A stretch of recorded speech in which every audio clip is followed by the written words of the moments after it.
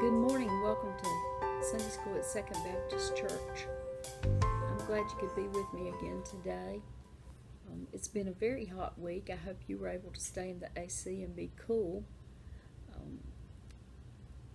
We are going to continue in our study of Job, the book of Job. And we got started with it last week in chapter 1. And then now the scripture that our book is focusing on is in chapter 14. So that's a big jump, isn't it? From chapter 1 to chapter 14. And so what I'm going to do is I'm going to sort of travel through those chapters just a little bit and summarize so that it's not just, we don't lose the flow of the book. And so, chapter 1, we finished all the way to the end last week. And at the end of that, Job had lost all of these things. And then he said, "Naked I came from my mother's womb, and naked I shall return there. The Lord gave, and the Lord has taken away. Blessed be the name of the Lord." Through all this, Job did not sin, or did he blame God. And so, starting in chapter 2 then, we see another scenario where Satan comes before God and along with the other angels, and it's a similar dialogue where the Lord asked him, "Where did you come from?" And he said, "Roaming around the earth." And then God says, again, "Have you considered my servant Job?" Like we talked about last week. He still holds fast to his integrity, although you incited me against him to ruin him without cause. And Satan answered the Lord and said, "Skin for skin, all that a man has he would give for his life, but put forth your hand and touch his bone and his flesh, and he will curse you to your face." So now Satan, it wasn't enough.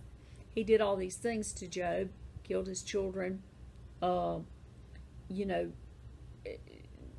his camels and everybody, all of his animals got stolen and that sort of thing. And so now he says, Job is still, though, you haven't touched him, and if you touch his physical body, then he's going to begin to curse you. And so God gives Satan permission to touch Job's body and to but not to kill him. And so Satan goes out, and what he does is he causes boils to come on Job from the top of his head to the bottom of his feet, covered with boils. And boils are awful. I mean, if you've ever seen one, they're so gross. But can you imagine? One is bad enough, but if you were covered from top to bottom, bottoms of your feet even, with boils, how painful that must be, and also just disfiguring, really, to have so many.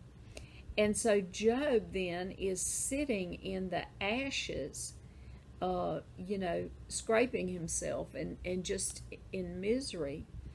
And then his wife comes, and instead of being an encouraging wife to, pray for him, bring him something to eat, I don't know what, she says, "Do you still hold fast to your integrity? Curse God and die." And I mean, it's really unbelievable that she would say that, just go ahead and die. You're so bad off, But she wasn't a very supportive spouse, was she? And so then Job's 3 friends hear about his illness, and they show up. And so these 3 friends come, and they sit down on the ground for 7 days and 7 nights without speaking a word. This is this is the culture that they were in. You don't just burst in and begin to talk about the thing like that. You're going to sit there in silence for a little while. And of course, this was 7 days. And begin to then talk. And so, Job then in chapter 3, now that's all of chapter 2. It had quite a bit in it. In chapter 3 then, Job begins to curse the day he was born. So he's not cursed God like his wife suggested, but he begins to speak to these 3 friends that have come, and he begins to curse the day he was born, and he wished he had never been born, and it would have been better based on all that has happened if he had just never lived, and those kind of things. And I'm sure he was in a little bit of a despair, not understanding why all of these things were happening. And so in chapter 4, the first friend speaks. His name is Eliphaz. And, Eliphaz goes right along the line of the thinking of that culture. When he begins to say, you must have done something wrong or all of this wouldn't be happening to you. That's basically what he says. And in chapter 4, verses 7 and 8, he says, remember now, whoever perished being innocent, or where were the upright destroyed? According to what I have seen, those who plow iniquity and those who sow trouble harvest it. So he's basically saying, you reap what you sow. You must have done something wrong. So he was not a very supportive friend either, was he? To say such things. When we first went to Nigeria, in the first year of our being there, Clint severed his Achilles tendon and had to have surgery and be in a cast then for months afterwards. At the same time that happened, Jessica, our daughter, fell off of a slide ladder, on the playground, and broke her arm very badly, and had to be put to sleep and get that set. So she had a cast. And then after that, I was pregnant with our youngest son James, and some dogs, 2 big German shepherds, just freakishly ran into me and bowled me over and broke my leg, and I had to be in a cast. And so it was very much a situation where you might say we were under attack in a way. You could call it that. And then we had a friend who came and said, well, I hope whatever God is trying to teach you that you're learning it. And so I can kind of identify with Job, that we had a difficult first year of being there, and then on top of that, this comment by this very unsupportive friend. And so I can see how that came across from Eliphaz. And then we go on through to chapters 6 and 7, where Job is answering back and declaring his innocence, and the fact that they've all said that he must have done something wrong, but he's not done something wrong. He knows he hasn't done something wrong. He's an innocent man, and yet these things are happening. God is punishing him, or God's doing things to him, he feels like. Okay. And then in chapter 8, his second friend Bildad begins to speak, and Bildad is a little bit softer with his, but he basically says, if your sons sinned against him, then he delivered them into the power of their transgression. If you would seek God and implore the compassion of the Almighty, if you are pure and upright, surely now he would rouse himself for you and restore your righteous estate. So he's implying that, well, maybe it was something that the children did that was so bad that caused all of this, and if you'll just implore God a little bit harder, pray a little bit more, maybe God will go ahead and restore you to your righteous estate, he says. And then Job comes back with a response to that, and he says, in chapter 9, if you read through that whole chapter, it's kind of basically him saying God is going to do whatever God wants to do. And it's not like he's a man that I can debate with him about what he's chosen to do. And so he says, can anyone, be justified before God? And in verse 32 of chapter 9, he says, for he is not a man as I am, that I may answer him, that we may go to court together. So, Job he's accepting that whatever God does, God has a reason for it. And there's not anything that Job can do to tell God he shouldn't be doing what he has chosen to do. And so still he's respecting God, and he's not gone into cursing God. And then, in chapter 10, he kind of despairs again and says, why did you even let me be born? Why did I come out of the womb? It would have been better in why would not my few days that I have, why couldn't he just let me live them, And so he kind of despairs with that. His hope, fades a little bit. And then in chapter 11, the third friend, Zophar, speaks. And he goes into, in verse 11, he's again saying, you had to have done something wrong. He says, for he knows false men, and he sees iniquity without investigating. So he's basically saying, you had to have done something wrong. Otherwise, this would not be happened. And then in verse 13, he says, if you would direct your heart right and spread out your hand to him,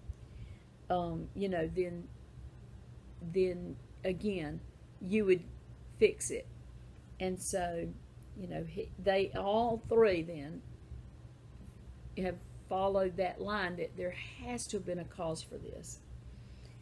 And then in chapter 12, he rebukes them, and Job speaks about the power of God and the attributes of God.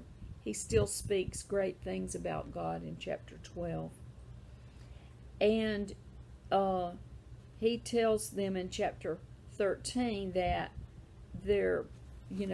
basically their advice has been useless to him. And he's sure that he will be vindicated. And so now we come to chapter 14. So that was quite a lot to put in there, and we'll try not to drag out on the verses that we're gonna read. Let's go ahead and read verses 1 and 2 of chapter 14. This is still Job speaking. Man who is born of woman is short-lived and full of turmoil. Like a flower he comes forth and withers. He also flees like a shadow and does not remain.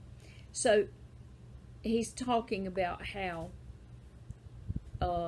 brief life is and how fragile it is, and that we're like a flower. A flower blooms in the morning, and by the end of the day it might be gone. Or like a shadow that just passes over something. You can't even grasp or touch a shadow. It's just a thing that's there for a moment, and then it's gone away. And then in verses 3 through 6, let's see what he says. You also open your eyes, speaking to God, you also open your eyes on him and bring him into judgment with yourself. Who can make the clean out of the unclean? No one. Since his days are determined, the number of his months is with you, and his limits you have set, so that he cannot pass. Turn your gaze from him, that he may rest until he fulfills his day like a hired man. Now he compares himself to a servant or a hired man. You know, that he serves God, and he's just asking God now, just look away from me. You know, don't do anything else to me, and just let me live out my days. You've already numbered my days. The number of my months is with you, he says to God. So he knows that God is the one who has put our expiration date upon us. And he's just asking him, just look away from me. Just don't do anything else. So he's really kind of in despair, isn't he? And then in verses 7 to 12, again, will you speak what is unjust for God and speak what is deceitful for him? Will you show partiality for him? Will you... I'm sorry, I've gone off on the wrong... I thought, that doesn't sound quite like I thought it was going to be. Here we go. Chapter 14, verse 7, not chapter 13, verse 7. For there is hope for a tree when it is cut down, that it will sprout again, and its shoots will not fail. Though its roots grow old in the ground, and its stump dies in the dry soil, at the scent of water it will flourish and put forth sprigs like a plant. But a man dies and lies prostrate. Man expires, and where is he? As water evaporates from the sea, and a river becomes parched and dried up, so man lies down and does not rise, until the heavens are no longer. He will not awake or be aroused out of his sleep. You know, I think Job is speaking about a belief that many people had at that time, many Jewish people had, that once you died, you were just gone. That was the end of you. And he sort of puts that in here. But he's saying, even a tree, if you cut it down, it could sprout back from the roots. But a man, if you cut him down, he's gone. He's not coming back. And so he is in despair now. He thinks, even in death. But now let's see what he says in verse 13 or 14. Oh, that you would hide me in Sheol, or the grave, that you would conceal me until your wrath returns to you, that you would set a limit for me and remember me. If a man dies, will he live again? All the days of my struggle I will wait until my change comes. So, he's asking God questions now. Can a man live again? Could he ever live again? And throughout my struggle, I'm going to wait until my change comes. So he's beginning to speak a little bit about hope, that maybe there's a hope that beyond the death that he probably sees as being imminent, that there is a hope that he will continue to live, or he will live again somehow. So, we're in the throes of it, I guess you might say, with Job. He's really in despair. And truly, for us, we have to remember, when we have despair, or when we have such difficult things happening to us physically, or in our circumstance, we have to remember that God is really our only hope. And there was a quote in here that said, if a person, we don't realize God is all we need until God is all we have.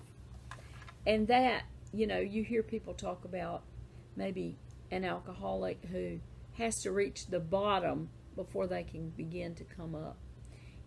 Until everything is taken away from us, perhaps we can't fully realize that God is still there, and that He's still cares for us, even though all of these other bad things may have happened.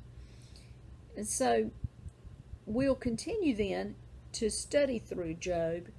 Our verses next week are going to come out of chapter 19, I believe. Let me look and be sure. Yes, chapter 19. So I'm going to do again next week what I did this week and summarize as we go in to chapter 19. Thank you for being with me as we study through this, and think about these things that Job went through. Thank you, and I'll see you next week.